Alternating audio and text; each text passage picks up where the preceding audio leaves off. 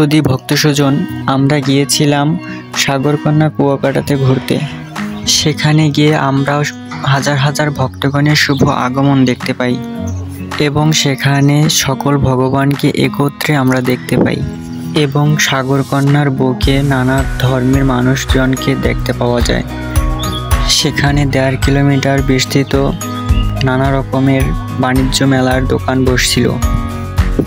সেখানে আমরা সারা রাত্র থেকে সকালবেলা স্নান করে আমরা চলে যাই ছোট্ট মিনি সুন্দরবনে। সেখানে গিয়ে আমরা অনেক রকম পশু পাখি দেখতে পাই, শিয়াল, যা এক মনোমুগ্ধকর দৃশ্য ছিল।